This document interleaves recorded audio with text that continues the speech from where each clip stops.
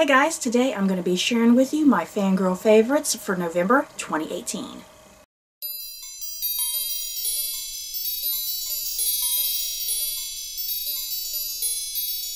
So before I head into my nerdy monthly favorites, just a quick disclaimer.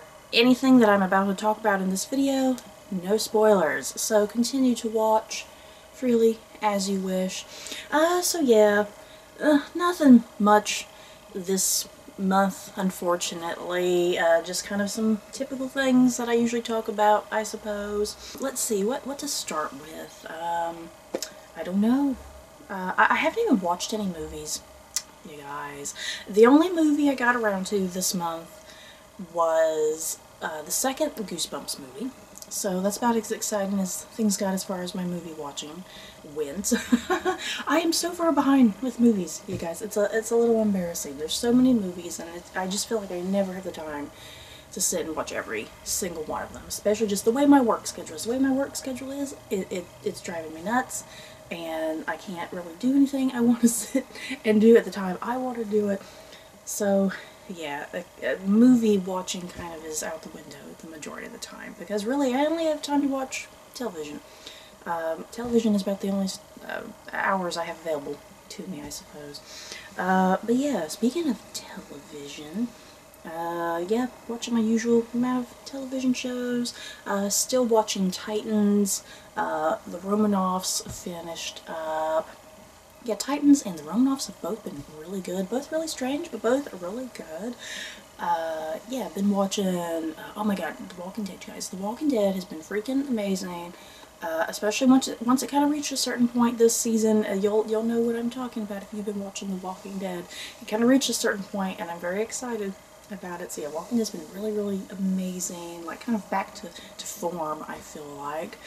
Yeah, I've been watching, like, Supernatural, The Gifted. I'm not really big into reality television, but I really love Survivor, you guys. Does anyone else love Survivor? Survivor and The Amazing Race are about the only reality shows I sit and watch, but yeah, Survivor has been really good this season. Yeah, what else? Yeah, Blind Spot has been pretty good this season. I watch a lot, you guys. There's a lot I watch. Oh yeah, I think one of my big obsessions for this month has definitely been Versailles, taking place in the court of King Louis is it the 14th? If I got my right Louis. Yeah, Versailles has been awesome. This is the final season for Versailles. It's been really great. And yeah, they have the whole mystery with the man in the iron mask, which I've been obsessed with. Oh, and Outlander. Almost forgot about Outlander. Outlander returned this month, and if you've been on my channel and you happen to watch my book review for Outlander, which book? Drums of Autumn. If you watch my review for Drums of Autumn, I was very negative about my dislike of Drums of Autumn. Definitely my least favorite in the Outlander book series by Diana Gabaldon. But I felt confident that the TV series, because the TV series is updating Drums of Autumn this season, I felt confident that the TV series was going to kind of handle things in a different way, kind of condense a lot of my issues that I had with the book. And yeah, so far this season of Outlander, yeah, they've definitely kind of, it's a bit more focused, I think, compared to the book, and things have been condensed a little bit, and it just makes a little bit more sense, and it makes the story flow easier, I guess. So yeah, Outlander's been good. Ooh, Doctor Who, I almost forgot about Doctor Who as well. Doctor Who has been kind of picking up steam, inch by inch, I think, as every episode goes. And yeah, I've really been enjoying Doctor Who this season. I was definitely one of those people. I had my concerns about, you know, just the change-up, but, you know, the change-up needed to happen. You know, we needed to have a new doctor, we needed to have a new showrunner, we needed to have some fresh blood, essentially, and I think that fresh blood has kind of really rejuvenated the series, you know, kind of telling some different stories and not feeling so repetitive, because I think Doctor Who in the past started to feel a little repetitive in places. But yeah, it still feels like Doctor Who, which is great. You know, the episodes still feel like Doctor Who, and that's perfect, you know, because I was worried about it changing too much. Yeah, before I end with all of my TV talk, I did pick up a couple magazines this month. Yes, I collect magazines. sometimes I don't particularly read them. A lot of times I collect them more for the cover, but yeah, there were some good magazines that came out this month. The first one, we have the Entertainment Weekly with Jon Snow and Daenerys Targaryen from Game of Thrones on the cover. And oh my god, I love this cover, you guys. This is so beautiful with the two of them. And you know, the thing is, the new season, we also found out that the new season of Game of Thrones is coming out in April. And yeah, the fact that there's a Entertainment Weekly cover here in November kind of is a sign that the promotional aspect of Game of Thrones is going to start revving up here in these next couple months. Because yeah, we got a magazine cover, we should have a teaser trailer, hopefully. Maybe I'm hoping for a teaser trailer in December, and then maybe like a full-blown trailer in like January or something. So yeah, an Entertainment Weekly cover is always a good sign. So yeah, I love this cover with Jon and Daenerys. And then another magazine, this is also Entertainment Weekly, for Outlander. We got Jaime and Claire on the cover. And this is just a nice magazine. There's some really nice, like, images and pictures and stuff inside. Just talking, you know, behind the scenes stuff. Yeah, yeah, this is just a nice little collector's thing for fans of Outlander, I suppose. But yeah, a lovely cover, very sexy with Jaime and Claire. Oh, another thing, you guys, that I was very, very freaking excited about this month. I don't know how many of you guys are were fans of the TV series Penny Dreadful. Penny Dreadful aired on Showtime several years ago, and it had 3 seasons. It starred Ava Green and Josh Hartnett, and the show took place in like Victorian London, and it was essentially kind of this monster mashup. You had like the Wolfman, Dr. Jekyll and Mr. Hyde, Frankenstein, Dorian Gray, you know, yeah, Dracula, you know, the big monster mashup. And yeah, because Penny Dreadfuls were a big thing back in Victorian London. So yeah, it's kind of essentially what the show is about. So they recently announced that Penny Dreadful, it ended after 3 seasons, and it ended quite shockingly because no one knew that the show was coming to a conclusion. It just ended. No one had an idea that was the series finale of the show. So it was very shocking when the show ended. I was very upset because I had just kind of recently got into it. So they recently announced that Penny Dreadful is coming back for a 4th season. But the twist is that it's going to jump up, I think, a couple decades. I think they said the 1920s.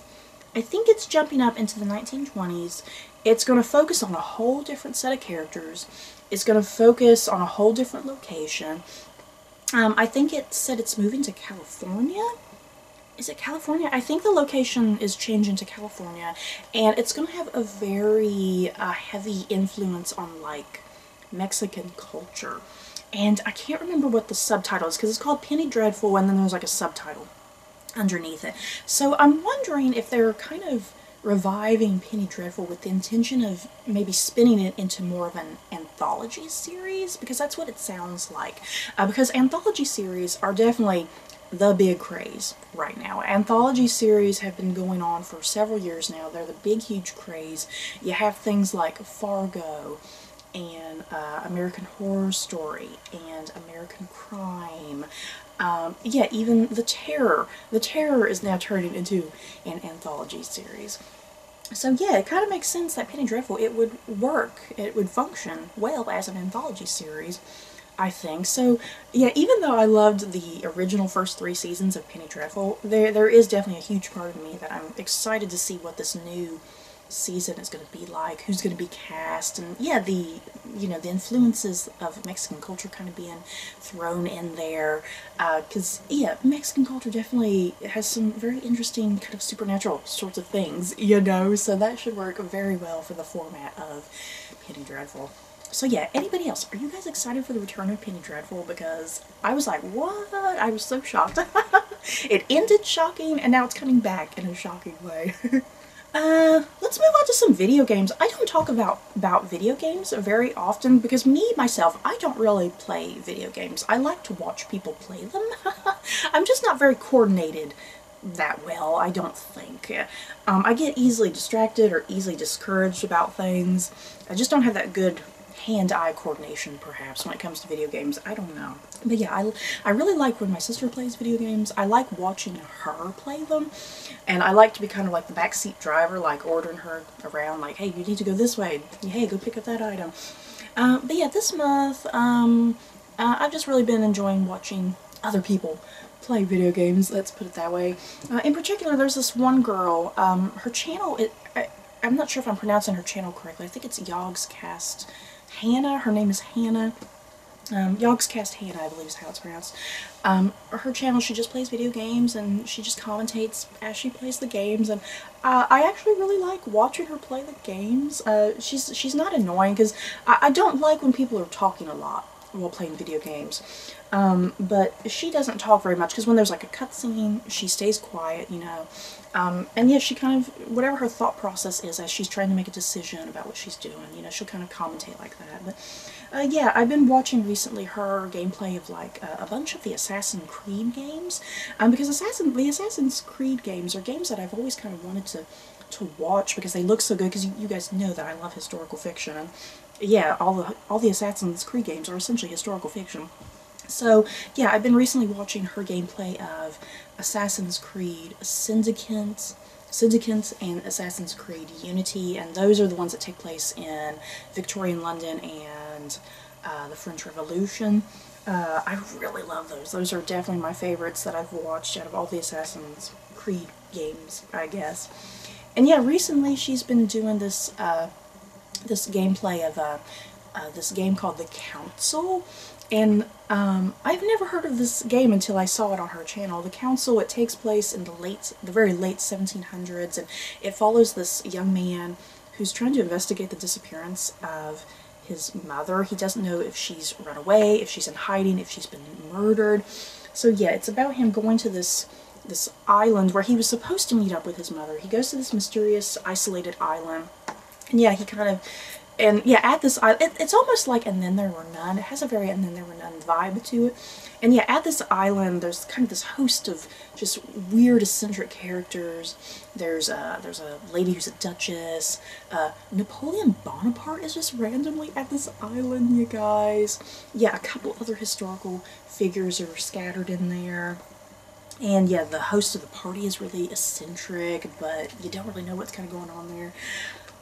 So yeah, it's a very good game. I've really gotten into it. I'm only about halfway through, so I can't wait to kind of finish her gameplay of it to see where it all winds up. But yeah, is anybody else out there, how do you like to view or consume video games? Do you like to watch other people do it? Do you like to play them yourselves? Like I said, I'm just not very coordinated with playing games. I'm just really terrible at it. So as usual, let's conclude this video. I'll show you some Funko Pops. Don't have too many this month, I think, compared to last month. Last month was a little insane, definitely. But yeah, let's get going with some Funko Pops. I have this super adorable Funko Pop. This is a Disney Parks exclusive, and this is from the Splash Mountain ride. And yeah, you have Brer Rabbit and Brer Bear, and this is so cute. They're in the log, like they're going down and about to get splashed by the water. It is freaking adorable. Yeah, guys, oh my goodness, I love the detail. You have a little bunny there. Oh, and then another Disney Parks exclusive was this little 2-pack for the Enchanted Tiki Room. And yeah, just really simple. You got one of the tikis and one of the birds. And this is really cute too. Some nice detail again. And there is another Disney Parks exclusive for the Haunted Mansion. We haven't got that one yet, and we're not really sure if we want to get that one, because I don't know, it's just kind of very basic almost. It's kind of just strange looking, but it still looks, it looks nice, and it still looks like something we want to our collection. But yeah, I don't like the Haunted Mansion one nearly as much as I like the Splash Mountain one. And then we have some Lord of the Ring Funko Pops, and new batches resurfaced. We have Legolas, and I just prefer this Legolas so much more. than the one that came out years ago, because there was a legless that, oh, I love his little braid here. There was a legless that came out with the Hobbit movies. And I did not really like the design of that one too much, because they made his eyes blue. And it just looked really stupid. So yeah, I know Legolas has the blue eyes in the movie, but yeah, on a Funko Pop, that looks just kind of weird and strange. The Funkos just look better when they have the pure black eyes, you know what I mean? So yeah, I really like this design of this Legolas compared to the Hobbit one. And then we got Elrond with his sweet, I don't know, what would you call that? Not a tiara, his little crown or whatever. Yeah, I love the detail on Elrond, you know, just the jewelry in his hair, the little crown thingy that he wears, his robes. And then we got Boromir. Really like the look of Boromir as well. And why is he covered in mud and dirt splashes? I noticed that on his cloak and his boots. But yeah, Boromir, you know, Sean Bean is lucky. He has two Funko Pops. He has his Boromir Pop and he has his Ned Stark from Game of Thrones Pop. And speaking of Game of Thrones, another batch of Game of Thrones Pops came out this month. I have Gendry and Yara Greyjoy. I love these. I'm glad they finally made someone for the Greyjoy family. But where's Theon? They still haven't made a Theon Greyjoy Pop yet, you guys. That's blasphemous. Then they made a Varys Pop. About time, considering that the man has been on since season 1. Like the design of his outfit. And then there is a Child of the Forest and Bran Stark. They did release a Bran Stark a couple batches ago, but he was standing up. And this one, he is in his wheelchair, as you can see. So I really like that detail with him in the wheelchair. And yeah, the Child of the Forest looking kind of particularly creepy. I love the design that they did really get on the hair, though, I think. And then, the very last thing I have comes from a Doctor Who, and that is this Rock Candy edition of Amy Pond. I love this. She's in kind of one of my favorite outfits that she would typically wear on the show, too.